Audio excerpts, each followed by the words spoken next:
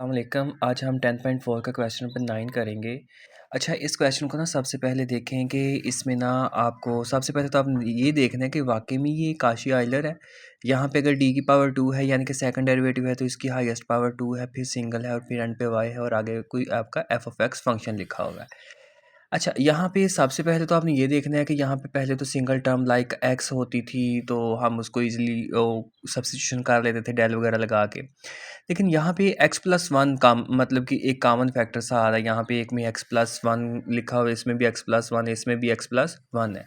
तो आपने यहाँ पर जो सब्स्टिट्यूशन करनी है ना, आपने X plus one is equal to E की पावर टी लिखना है। उसके बाद फिर आपने इसका लॉग लेना है। बेसिकली हम करना क्या यहाँ पे चाह रहे हैं, हम ये करना चाह रहे हैं कि हम इस सारे की वैल्यू फाइंड आउट कर सकें, इस सारे की जगह पे कुछ सब्स्टिट्यूशन कर सकें। और इस सारे की जगह पे सब्स्टिट्यूशन करने के लिए हमें डबल डेरिवेटिव और फिर सिंगल डेरिवेटिव चाहिए, जो कि हम इससे फाइंड आउट करेंगे। इसको हम क्या करेंगे, डिफरेंशिएट करेंगे विद रिस्पेक्ट टू एक्स। जब मैंने डिफरेंशिएट किया इसको, D T D X is equal to 1/1 + X आ गया।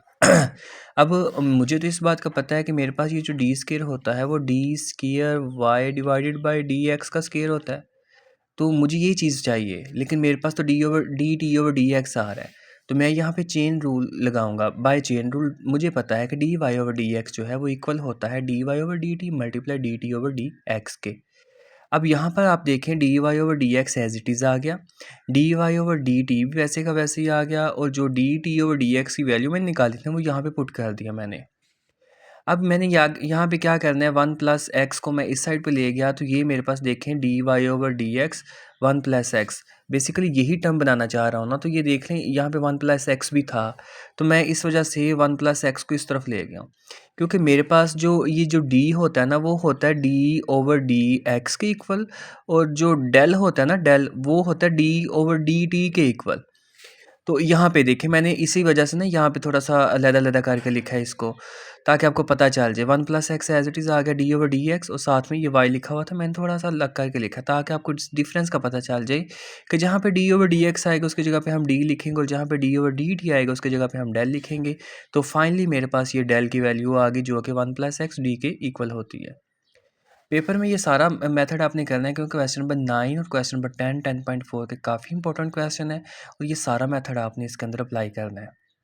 अब मेरे पास सिंगल डेरिवेटिव निकला है, मीन टू से कि मेरे पास इसकी वैल्यू निकल है। अब मैं इसकी वैल्यू के लिए क्या करूँगा, दोबारा इसी को यूज़ करूँगा, इसका डबल डेरिवेटिव लूँगा।